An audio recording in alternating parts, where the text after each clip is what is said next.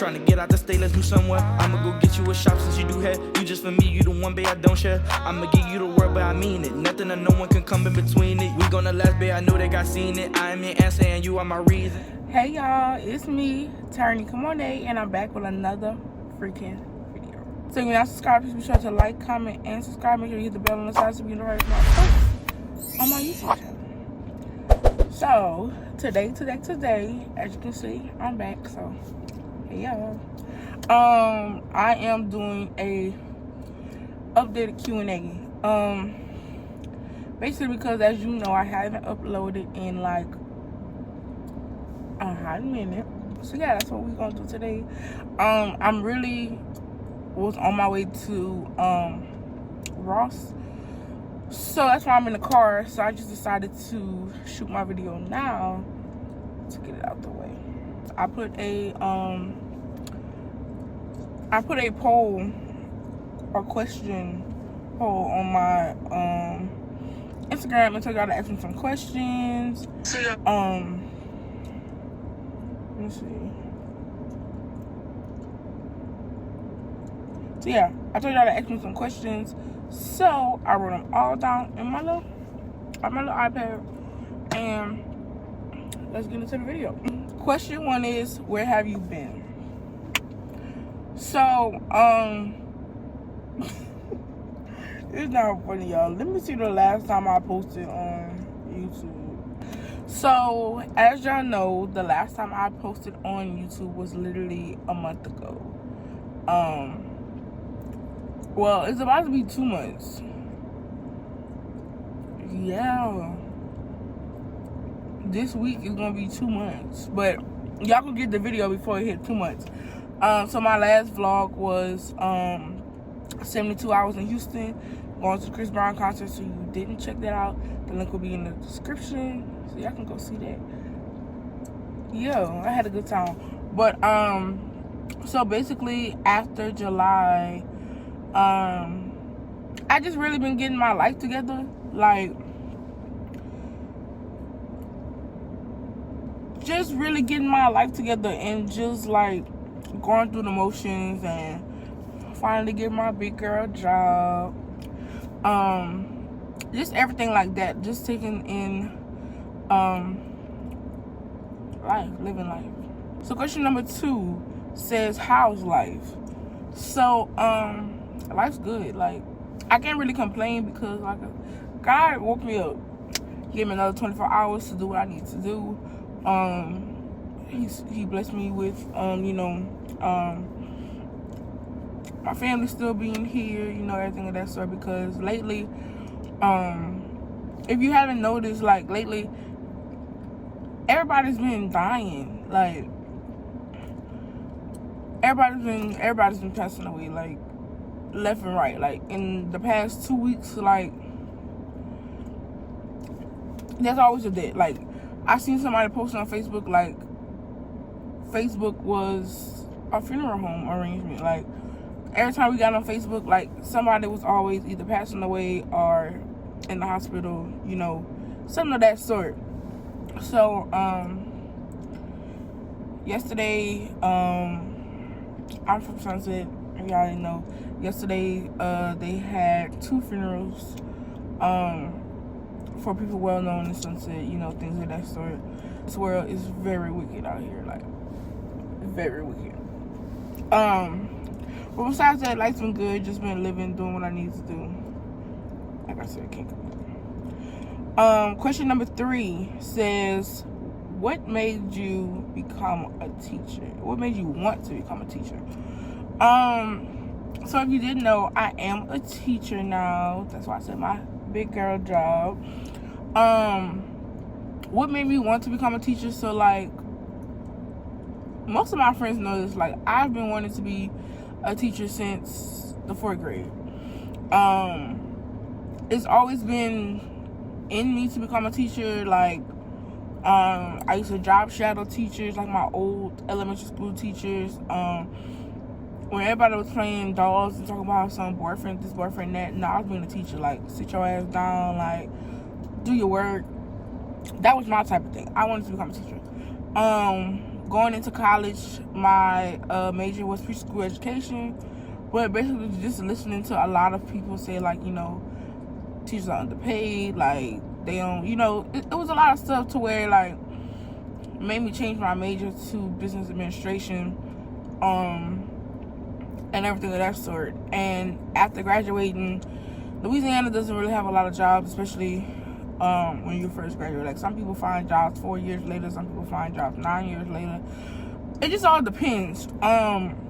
So in my time of trying to find a job in my career field, I did a lot of retail work, and then I started substituting. So I started substituting for 2.5 years. I think I was substituting for 2.5 years.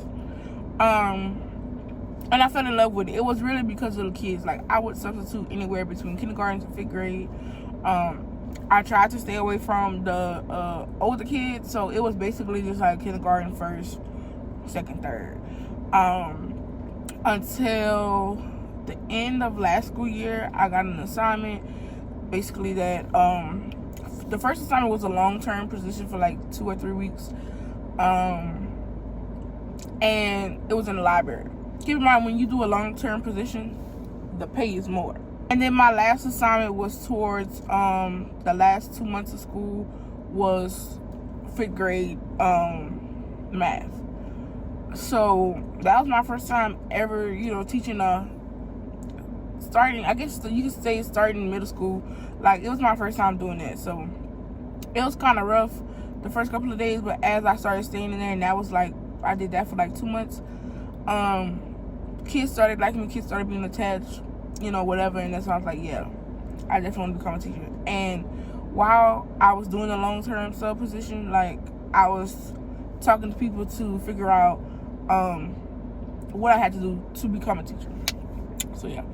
The next question is, what do you teach? So I currently teach 8th grade ELA.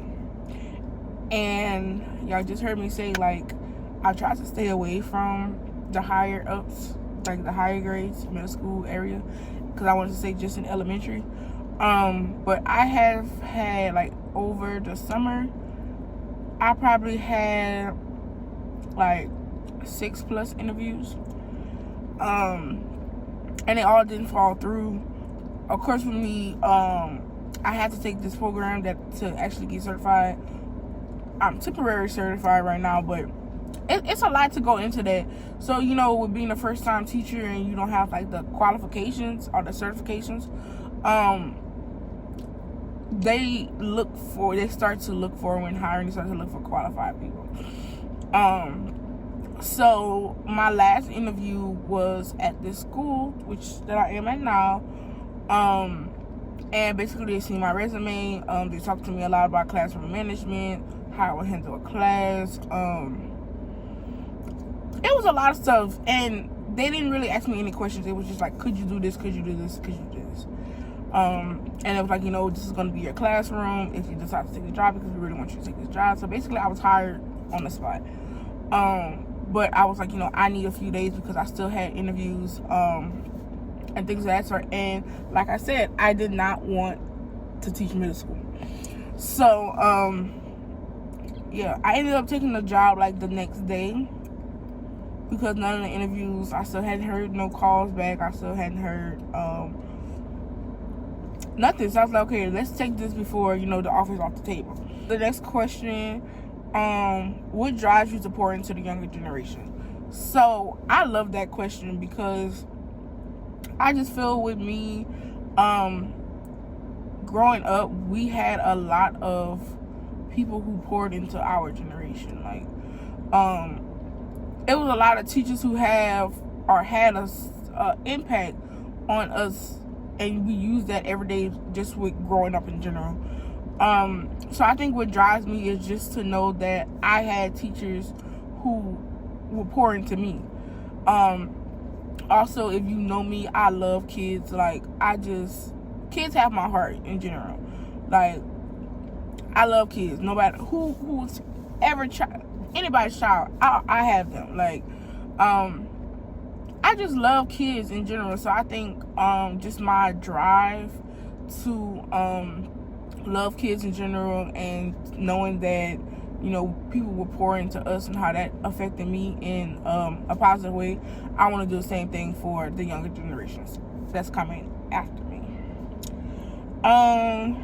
Question 6, it says, how was it adjusting to your students? Okay, so I'm just gonna be honest and put it on the flow.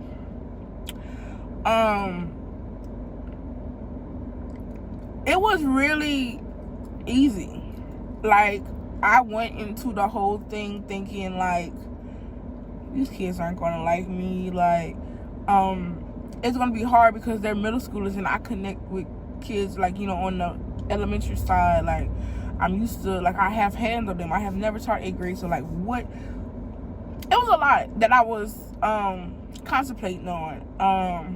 I was very excited to go to school, though. Like, I was just concerned about the kids and them getting along with me. But adjusting to them was very smooth sailing, like, very easy. I love my kids. Like, I only teach 3 classes a day. I love all my kids. Like, my kids, I'm just gonna say it. Me and my students are really like best friends. Like, we do our work, we have fun, we laugh. They be giving me the tea after I be clocking it.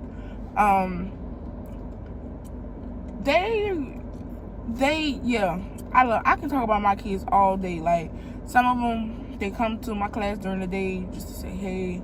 They walk by my classroom. It's, hey, Miss Mallory, how's your day going? Or, I hope you have a great day.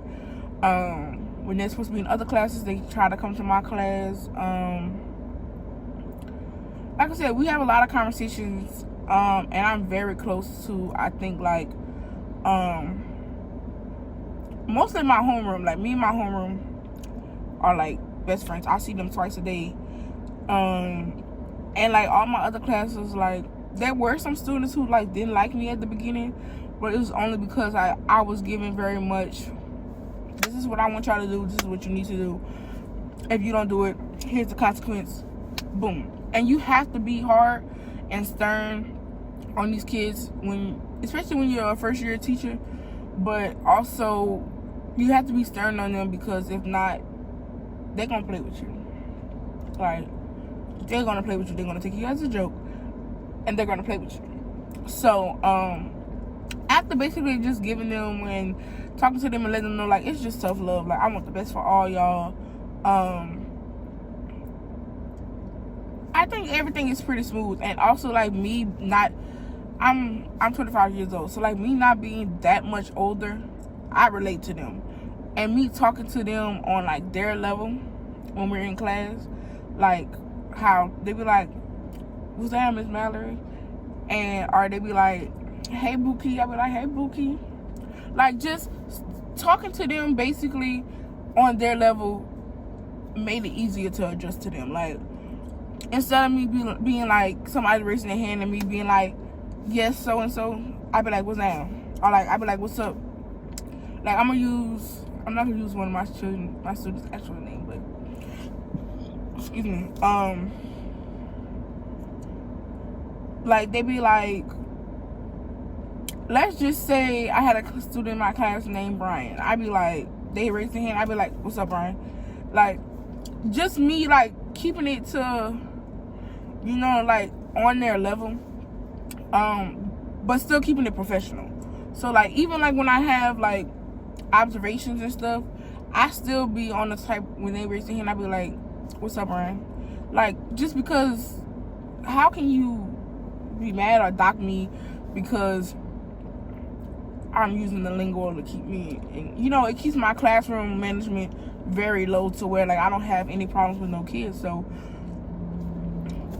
I keep the class fun. I talk to them on their level. Like I said, they give me all the tea. We be talking. They come up and be like, Miss Man, I gotta tell you something. Or, like, I gotta tell you some tea. And I be like, what's going on?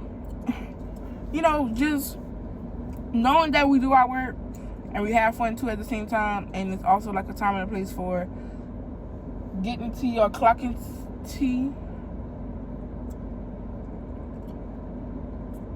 I like how I'm parked, but this person almost hit my car. I'm driving in my driveway. But anyways, the adjustment to my students was great. Question number 7. Any teacher besties yet? Okay. So, one of my teacher besties actually left. She was my cousin, my sister, you know, whatever I call her. She's my cousin, but I call her my sister. We've been growing up together. Well, we didn't grow up together, but like, we used to hang around a lot, be around each other 24/7. We fell off. She moved out of state. She ended up coming back. We started teaching at the same school without even knowing because we hadn't talked in years. So like, that was really my first teacher bestie. Like, we was doing everything together. My second teacher bestie, like right now, is the math teacher at the school. That's my girl. Like, she's like probably like 10 years older than me, approximately, somewhere along those lines. But she acts just like me. Like, we be clocking tea together. Like, she be like, I gotta tell you what I just found out, or I gotta tell you what tea I just clocked, or what so and so told me, or so and so told me this. Did he or she tell you this? And I be like, yeah, we gotta talk about that. Like, when I need, I go to her. When she needs, she come to me. It's just, having teacher friends are very great, and it helps the school year go by faster. Like, we're about to go into the 5th week of school, and it feels like, you know, we just started. I became very close with some of the teachers. So fast is what I want to say. Like, I became very tight with a lot of teachers very fast, and I loved it. Like, the environment was just amazing. My other teacher bestie is Miss what she teach? She teaches social studies and robotics. Definitely, we go to her, we talk, everything like that. I get along with majority of it because we have our own hallway. Like, 7th and 8th grade have their own hallway, 5th and 6th have their own, and all the way down, everybody has their own hallway. So nobody should be nowhere where they're not supposed to be. So I really get along with everybody down my hallway. But of course, you do have teacher besties, and I have two. Question number 8: where are your teacher outfits from? All my teacher outfits are from Shein, or Shein, however you say it, or Walmart. I really ordered, like, right before school, I ordered a huge package of teacher clothing and just supplies and stuff. And then I recently ordered, like, maybe like 2 weeks ago, and I just got the package like a week ago. I ordered another huge package. I still haven't wore all my clothes from the first package, so like the second package, yeah.